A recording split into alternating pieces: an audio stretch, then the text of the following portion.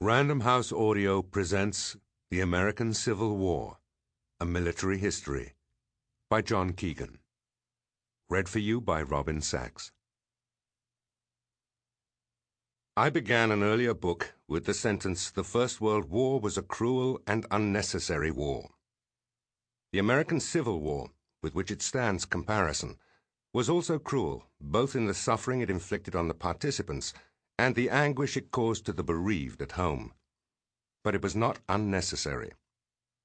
By 1861, the division caused by slavery, most of all among other points of division between North and South, was so acute that it could have been resolved only by some profound shift of energy, certainly from belief in slavery as the only means by which America's color problem could be contained, probably by a permanent separation between the slave states and their sympathizers and the rest of the country, and possibly, given the ruptions such a separation would have entailed, by war. That did not mean, however, that war was unavoidable. All sorts of political and social variables might have led to a peaceful resolution. Had the North had an established instead of a newly elected president, and a president whose anti-slavery views were less provocative to the South? Had the South had leaders, particularly a potential national leader, as capable and eloquent as Lincoln? Had both sections, but particularly the South, been less affected by the amateur militarism of volunteer regiments and rifle clubs which swept the Anglo-Saxon world on both sides of the Atlantic in mid-century? Had industrialization not so strongly fed the North's confidence that it could face down Southern bellicosity? Had Europe's appetite for Southern cotton not persuaded so many planters and producers below the Mason-Dixon line that they had the means to dictate the terms of a separatist diplomacy to the world?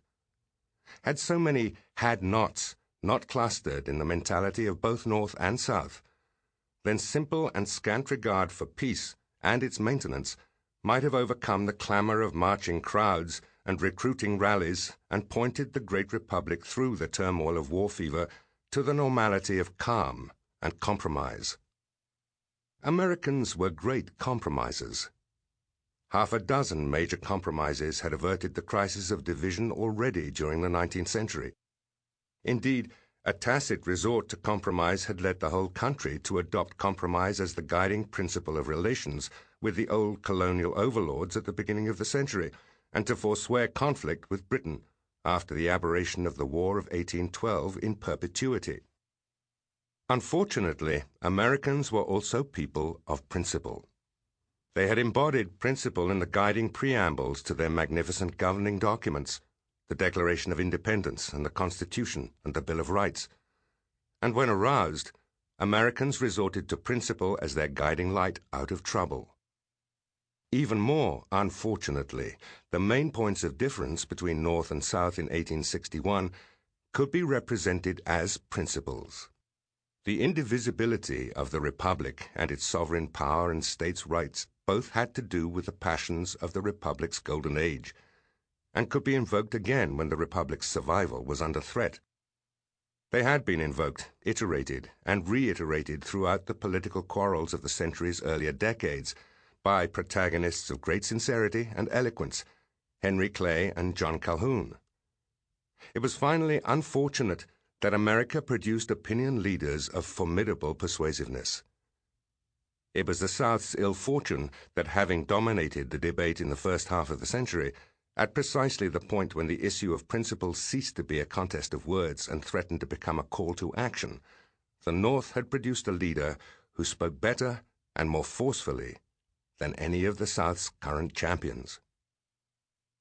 War must have been very close beneath the surface of debate in 1861, for scarcely had the South moved to the level of organization for secession than it was appointing not only its own Confederate president, but also a secretary for war, as well as secretaries of state and of the Treasury and the Interior. Scarcely had President Lincoln assumed office before he was embodying the militias of the northern states for federal service and calling for volunteers in tens of thousands. In only a few weeks, one of the most peaceable polities in the civilized world was bristling with, if not armed men, then men demanding arms and marching and drilling in the manual of arms. It would take time for the arms to appear. The delay would not, however, abate the turmoil, for the challenge to the Republic's integrity and authority had aroused profound popular passions.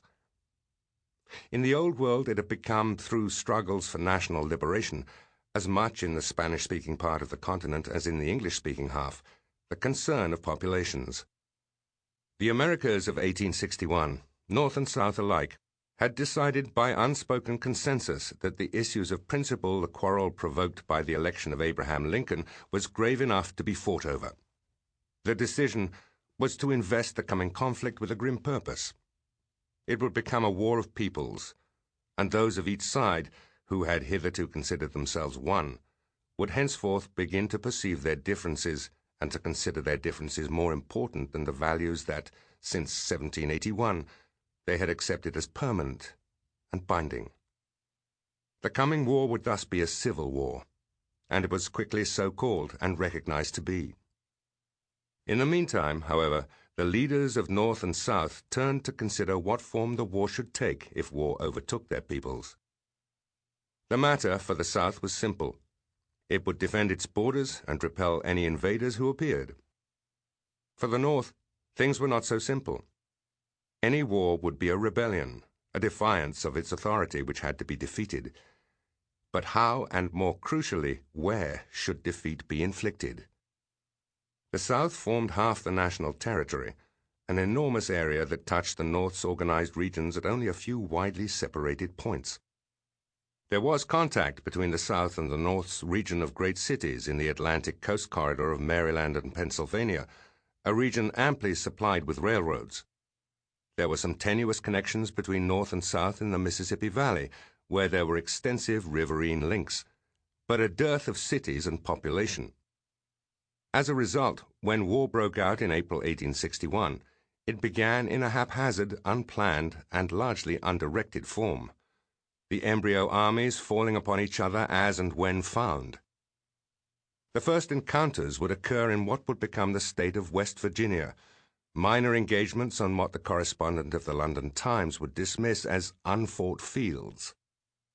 It was greatly to the South's advantage that the first major battle of the war, First Manassas, or First Bull Run, resulted in a Southern victory, though it had lamentable consequences for the United States.